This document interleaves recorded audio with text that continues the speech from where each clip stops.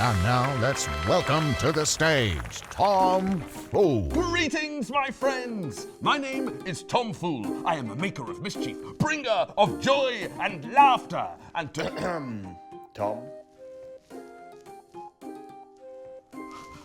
Oh, yes, yeah, that makes much more sense. Camera. Where was I? Oh, yes! Greetings, my friends! My name is TomFool, the bringer of joy and laughter, maker of mischief. And today, I shall tell you something of the art of the fool. Yes, I know, you may laugh, but it takes a lot of practice and an awful lot of creativity to be this silly.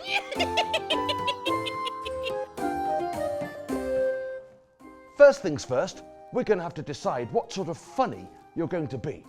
Did you know there's actually a distinction between a fool and a jester? Hey! Now, a jester was brought in for special occasions like heydays, high days, and holidays to entertain the crowds and the masses, rather like a clown is nowadays. See, a clown. But my favourite is being a fool. Now, a fool has more fun, because throughout history there've been busy mates with the kings and queens, held in high regard and rewarded quite handsomely too. A fool was given the job of making the monarch laugh, cheering them up whilst also entertaining the court. Now, my job has been around for ages, a really long time. In many ways, since the first time we decided that laughing felt good. My job title, as you know it, however, fool, actually started being referenced around the 1100s on balance sheets and books. Why? Because we were so good at making people laugh, they would reward us with land and riches. My job is starting to sound better by the minute, isn't it? Take, for instance, Roland Lepouture, given 30 acres of land for his retirement by King Henry II, on one condition, that he return to court on Christmas Day every year to perform his signature moves, a leap, a whistle, and a fart. Ooh, sorry, wasn't supposed to happen. The great thing is, in my experience, nobody is too good for a fart joke. They're universally funny. Henry's fool, Roland, caught on to this and his nickname because, well, you can guess, can't you? Roland Lepouture, Roland the Farter. During the 1300s, both King Edward II and Edward III had a series of fools and called them all Robert, regardless of their real names. If you want to make sure people remember your name, it's got to be funny and represent you. Take my name. My real name is Tom, and I fool around. It's a no-brainer. TomFool. Now, it's not just merely about giving yourself a name, it's about making a name for yourself too. Need some inspiration? Well, let's travel to the court of Queen Elizabeth I, where we shall meet one Master Will Kemp, who decided, in the Queen's honour, to go on a journey.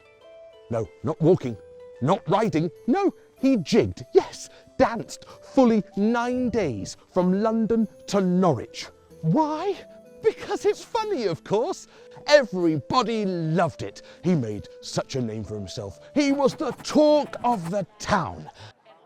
Albeit not for very long. You see, a few days later, he died. Probably all jigged out. He gave too much for the cause, overexerted himself. It was either that or the plague. Either way, what's the moral?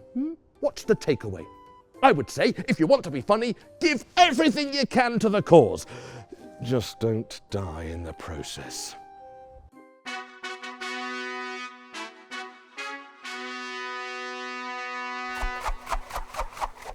When you think of a fool, you might not associate him with intelligence. Well, you'd be mistaken. They often had to hold the attention of the court for long periods of time, as well as accommodating the king or queen's personal sense of humour, as well as other courtiers. So you've got to make sure the stuff you do is funny, and you've got to make sure that everyone finds that stuff funny at the same time, no matter the crowd, no matter the location. I know a guy who took this to extremes. Well, I don't know him personally, but history tells us he was a bit of a silly goose.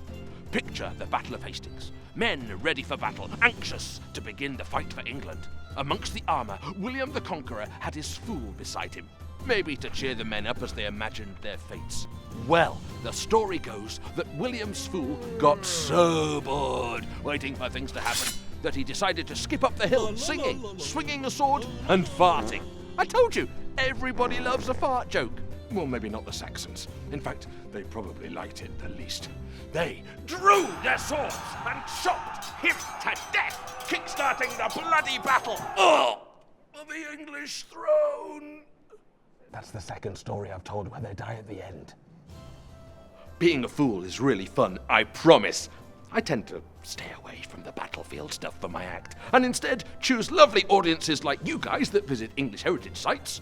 You could see me perform lots of different shows and tricks. Some of my favourites being stilt walking, sword fighting, juggling, riding my bike, and fire breathing. These all take some time to learn, but with a bit of practice, a fool can do anything. Maybe leave the swords and fire eating to me, though. It can be very dangerous if you're not an expert. Now, despite what I've told you about these fools through history, they really did need to have their wits about them. They were often smarter than many give them credit for. They were usually the ones that had to deliver the bad news to the monarch, in a really funny way so he wouldn't get angry and kill everybody.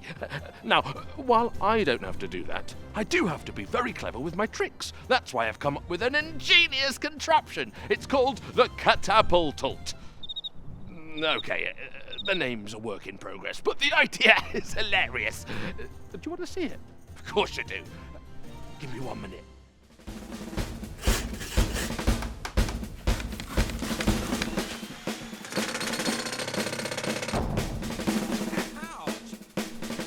A few moments later.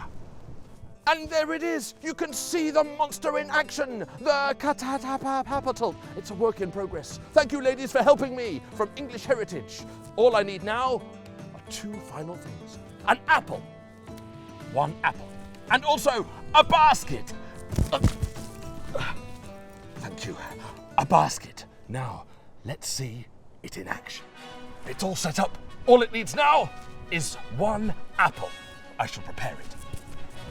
And as if this wasn't silly enough, I must needs wear a basket.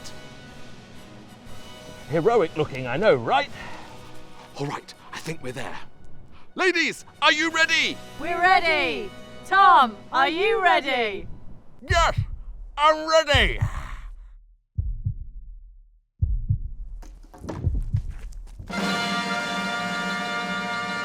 And that, ladies and gentlemen, boys and girls, is how you catch an apple on your head. Can I have my apple back, please? And so, just like the fools, the jesters, and the funny people that have gone before me, I thrive on coming up with new and exciting and inventive, daring and silly ways of making people laugh. Yes, that's what it's all about. Yeah, I love cheering people up. But mostly, I like making a fool of myself for your enjoyment. Yeah, I know there's lots of death, some destruction along the way, those poor fools that I've mentioned earlier. But all in all, I think I've got a pretty cool job. Don't you? If you want to learn more about becoming a fool, come and talk to me. I'm performing at many English heritage sites all around the country this year. How do you know about these events? Come to the English Heritage website for more details. But for now, see you soon, and stay silly! Whee!